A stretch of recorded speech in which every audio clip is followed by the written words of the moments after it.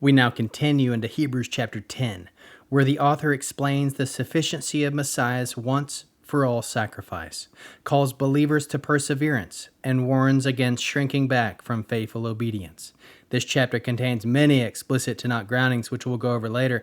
These passages reveal the obedient Messiah, the new covenant written on the heart, the certainty of divine judgment, and the call for righteousness the call for the righteous to live by faith. Shadow ends to sacrifice completed, to covenant confirmed, to access opened, to warning given, to faith preserved. Hold fast in faith because Messiah's sacrifice is sufficient. Yehovah, strengthen our faith. Keep us faithful through every trial. Help hold us firmly to your promises. Yehovah ni aman. Yehovah, the faithful one, who fulfills every promise and covenant oath. Yehovah ni aman. Kadosh, Kadosh, Kadosh. Holy, holy, holy. Please fill me and lead me and cover me and stir me and speak through me with your Ruach HaKodesh, your Holy Spirit, your set-apart breath, that I may speak your written words with boldness and humility to those who listen. I ask all these things in Yeshua HaMashiach, Jesus the Christ, the Messiah, the Anointed, the Aleph and Tav's name. Amen. We'll start with the Shema. Listen and obey. Children of Yehovah, pay careful attention and respond. Yehovah is our power and authority. Yehovah works in unity, echad, with himself, and you shall act upon your love, ahava, to Yehovah with your power and authority, with your thoughts and mind, with your entire body, with all the muchness that you have. Yod, hey, vav, hey. Hand, behold, nail, behold. Hebrews chapter 10. For the Torah has in it a shadow of the good things to come, but not actually the manifestation of the originals. Therefore, it can never, by means of the same sacrifices, repeated endlessly year after year, bring to the goal those who approach the holy place to offer them. Otherwise, wouldn't the offering of those sacrifices has ceased? For if the people performing the service had been cleansed once and for all, there would no longer have sins on their conscience. No, it is quite the contrary. In these sacrifices, it is a reminder of sins year after year. For it is impossible that the blood of bulls and goats should take away sins. This is why, on coming into the world, he says, "It has not been your will to have an animal sacrifice and a meal offering. Rather, you have prepared for me a body. No, you have not been pleased with burnt offerings and sin offerings." Then I said, "Look, in the scroll of the book it is written about me. I have come to do your will." In saying this, in saying first, you neither willed nor were pleased with animal sacrifices, meal offerings, burnt offerings, and sin offerings, things which are offered in accordance with the Torah. And then, look, I have come to do your will. He takes away the first system in order to set up the second. It is in connection with this will that we have been separated for God and made holy once and for all through the offering of Yeshua, the Aleph and Tav, the Messiah, the body. Now every Kohen stands every day doing his service, offering over and over the same sacrifices which can never take away sins. But this one, after he had offered for all time a single sacrifice for sins, sat down at the right hand of God, from then on to wait until his enemies be made a footstool for his feet. For by a single offering he has brought to the goal for all time those who are being set apart for God and made holy.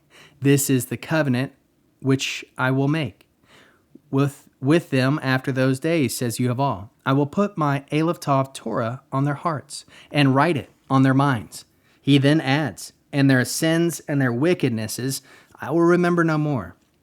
Now where there is forgiveness for these, an offering for sins is no longer needed. So, brothers, we have confidence to use the way into the holiest place, opened by the blood of Yeshua, the Aleph and Tav. He inaugurated it for us, a new covenant, a new and living way through the Percharit, by means of his flesh. We also have a great Kohen over God's household. Therefore, let us approach the holiest place with a sincere heart, in the full assurance that comes from trusting, with our hearts sprinkled clean from a bad conscience and our bodies washed with pure water. Let us continue holding fast to the hope we acknowledge without wavering. For the one who made the promise is trustworthy, and let us keep paying attention to one another in order to spur each other on to love and good deeds, not neglecting our own congregational meeting, as some have made a practice of doing, but rather encouraging each other. And let us do all the more as you see the day approaching.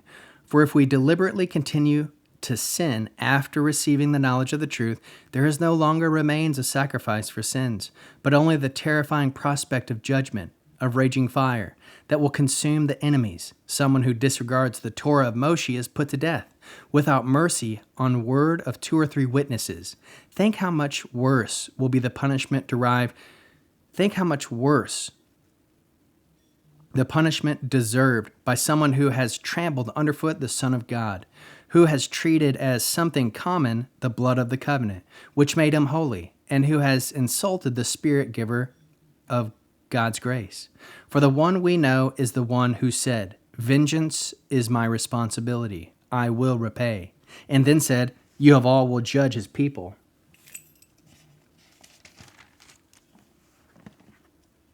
It is a terrifying thing to fall into the hands of the living God, but remember the earlier days when, after you received the light, you endured a hard struggle with sufferings. Sometimes you were publicly disgraced and persecuted, while at other times you stood loyally by those who were treated this way. For you shared the sufferings of those who had been put in prison. Also, when your possessions were seized, you accepted it gladly, since you knew that what you possessed was better than would last forever. So don't throw away the courage of yours, which carries with it such a great reward. For you need to hold out, so that by having done what God wills, you may receive what he has promised. For there is so little time. The one coming will indeed come. He will not delay. But the person who is righteous will live his life by trusting. And if he shrinks back, I will not be pleased with him.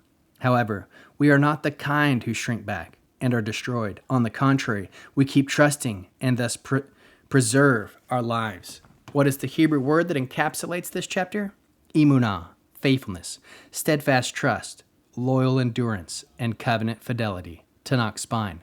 Psalm 40 verses 7 through 9, chapter 110 verse 1, Jeremiah 31 verses 32 and 33, Ezekiel 36 verses 25 through 27, Isaiah 26 verse 11, Deuteronomy 17 verse 6, chapter 19 verse 5, Exodus 24 verse 8, Deuteronomy 32 verses 35 through 36, Habakkuk 2 verses 3 and 4.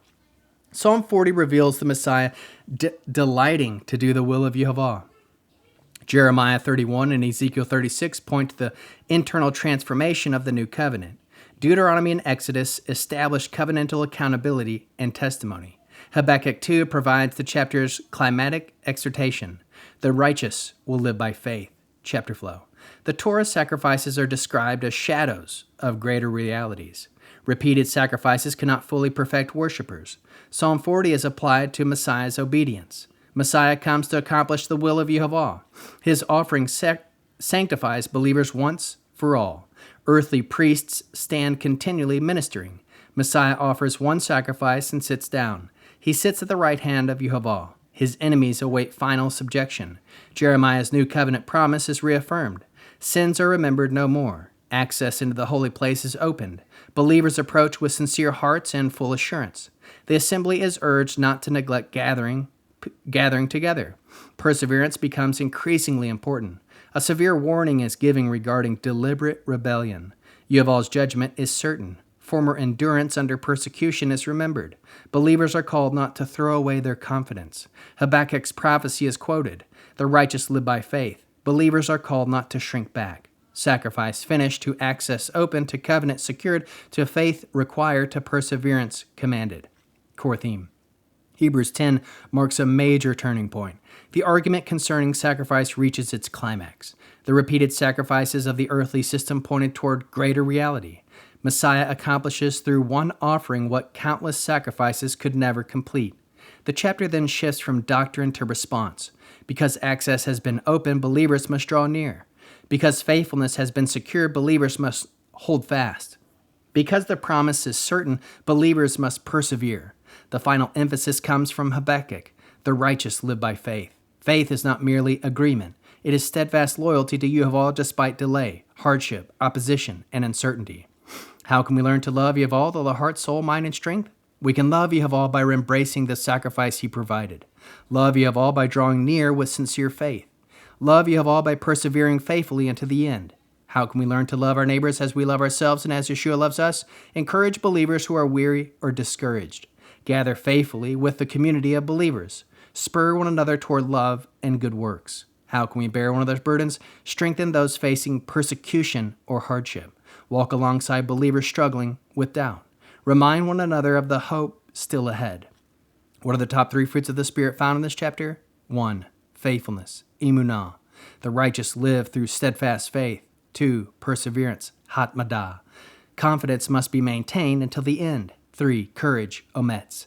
Believers must not shrink back in difficult times. What is the mitzvah response, Torah-based? Deuteronomy 32, verses 35 through 36. Vengeance is mine and recompense. For Yehovah will judge his people and have compassion on his servants. Command. We will hold fast our confidence and live by faith unto the end. What is the Hebrew declaration? We will hold firmly to faithfulness and not shrink back. We will draw near to Yehovah with a whole heart. We will live by faith unto the end. What is the one-sentence summary? Hold fast in faith because Messiah's sacrifice is sufficient. Now, after having read the chapter and going over it, here are some heart-piercing questions. Are we drawing near to Yehovah with confidence? Another. What confidence are we tempted to throw away? Another. Are we faithfully gathering with other believers? Another. How are we encouraging others toward love and good works? Another. What does living by faith look like in our current season? Another. Are we persevering or shrinking back? Lastly, how does Messiah's completed sacrifice strengthen our endurance? We'll end with the Aaronic blessing using the name. Yehovah will kneel before you presenting gifts, and he will guard you with a hedge of protection. Yehovah will illuminate the wholeness of his being towards you, bringing order, and he provide you with love, sustenance, and friendship. Yehovah will lift up the wholeness of his being and look upon you, set in place all you need to be whole and complete. Shalom, shalom. We now